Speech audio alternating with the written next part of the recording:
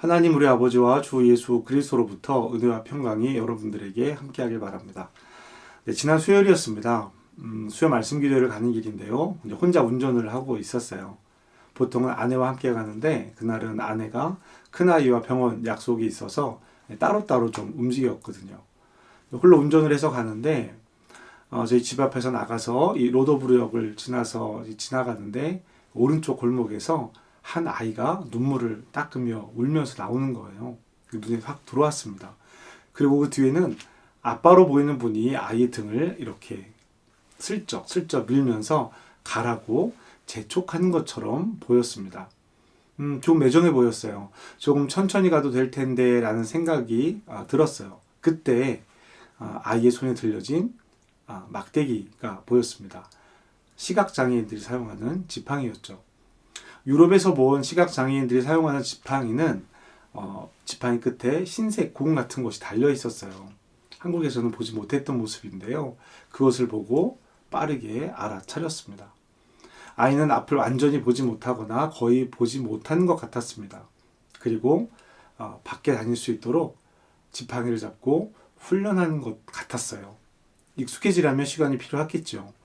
아이는 앞으로 걸어 나갔고 아빠로 보이는 분은 뒤를 따라갔습니다. 그 아이가 잘 적응해서 편안에 이르기를 잠시 기도했습니다.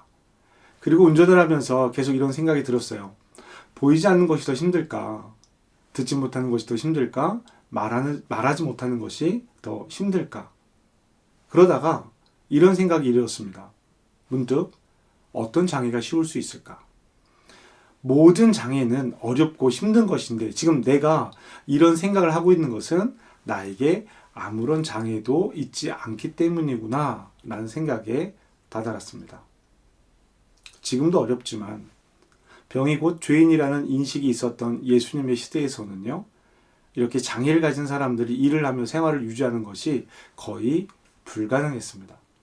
그래서 이들은 길거리에서 혹은 성 입구에서 사람들에게 먹을 것을 또 돈을 구걸하며 생활을 했었죠. 마가복음에도 이 본문이 나오는데요. 마가복음에서는 이 사람의 이름을 명시하고 있습니다. 바디메오입니다. 눈이 보이지 않는 바디메오는 많은 사람들이 지나가며 하는 이야기를 들었겠죠. 언제나 그곳에 있었기 때문에 사람들은 바디메오의 존재를 그렇게 신경 쓰지 않았을 것입니다. 그곳을 지나다닌 많은 사람들의 이야기 중에 바디메오가 들은 예수님에 대한 이야기도 있었을 거예요.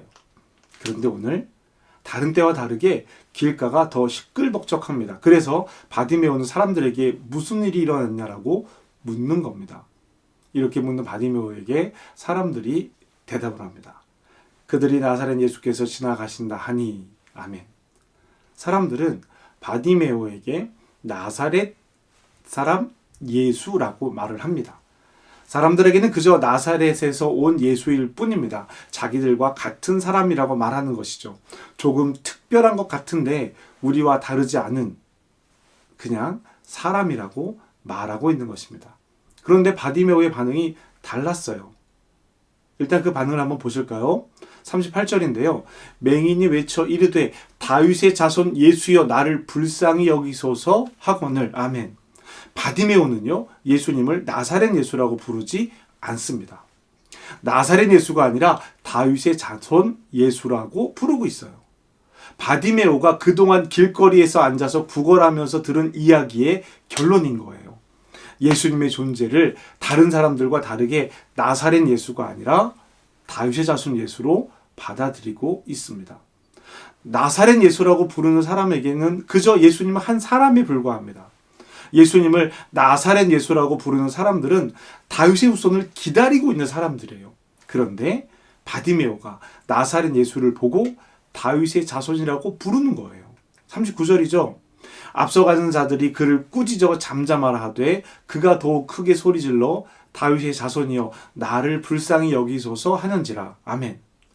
마태복음은 여리고에 있는 두 맹인이라고 말하지만 내용으로 보면 오늘 이 내용과 같습니다. 이 이야기는 모두 나오는 거예요. 모든 복음서에 나옵니다. 사람들이 바디메오의 질문에 대답할 때 마태복음은 예수, 마가와 누가복음은 나사렛 예수라고 말합니다. 결국 다윗의 자손은 아니라는 거예요. 그러나 바디메오는 다윗의 자손이라고 예수님을 부르고 있습니다. 이것이 그동안 바디메오가 들은 나사렛 예수에 대한 이야기의 결론이에요. 그랬더니 어땠어요? 사람들이 꾸짖죠. 구걸한 사람이 나를 불쌍히 여겨달라고 말하는 것을 사람들이 꾸짖은 것일까요? 중요한 사람이 지나가는데 시끄럽게 떠든다고 이야기하는 것일까요? 무리들이 바디메오가 예수님을 다윗의 자손이라고 불렀기 때문에 조용히 해라, 잠잠하라고 말한 것입니다.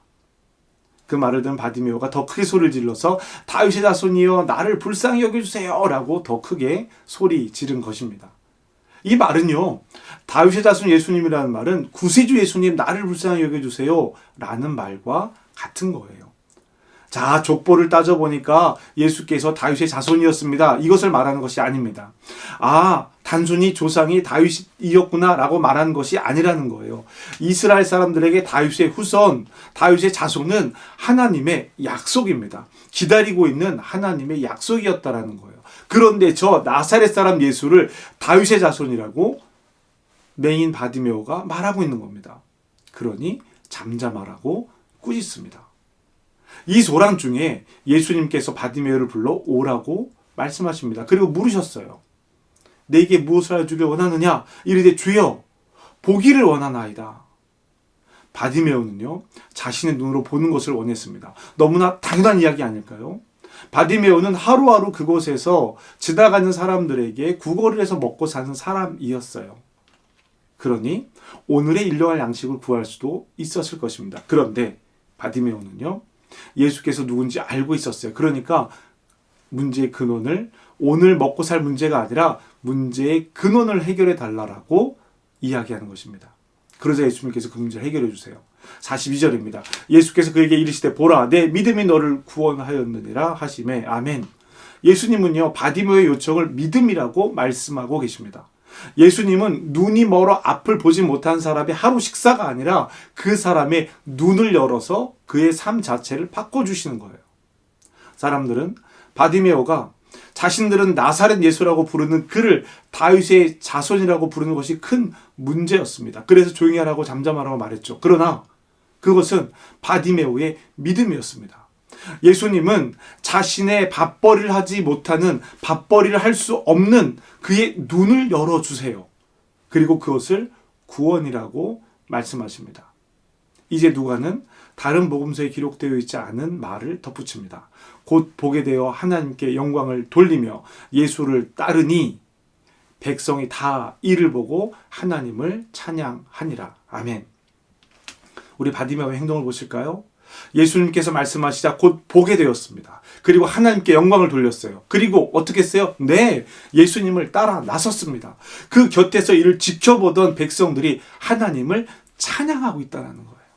사랑하는 성도 여러분, 구원은 보지 못하는 것을 보게 되는 것이고 듣지 못하는 것을 듣게 되는 것이고 말하지 못하는 것을 말하게 되는 것입니다. 하나님의 은혜를 보게 되는 것이고요. 하나님의 음성을 듣게 되는 것이고요. 하나님의 구원, 나를 구원하신 하나님의 사랑을 말하게 되는 것입니다. 바디메오의 눈을 보게 하신 일, 마태복음에서는 두 맹인이라고 말하고 있는데요. 두 맹인이든 바디메오든 앞을 보지 못하는 사람의 눈을 보게 한 이 기적이요, 모두 세 개가 다 예수님의 마지막 기적, 기록된 예수님의 마지막 이적입니다. 그리고 이렇게 여리고를 지나 예루살렘으로 가신 예수님은 십자가의 고난을 당하시는 거예요. 성경은 왜 이 마지막 이적을, 맹인의 이 눈, 앞을 보지 못한 사람의 눈을 뜨는 이야기로 이 마지막 이적을 결정했을까요?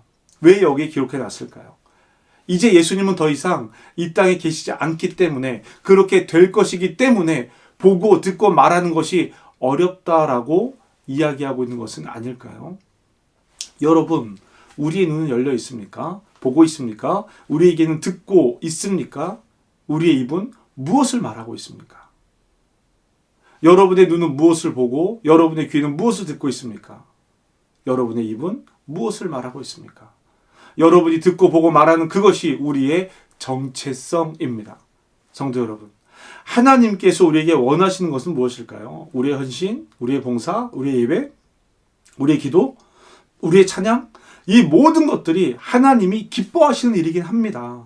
그러나 하나님께서 우리에게 진정으로 원하시는 일은 이것이 아닙니다.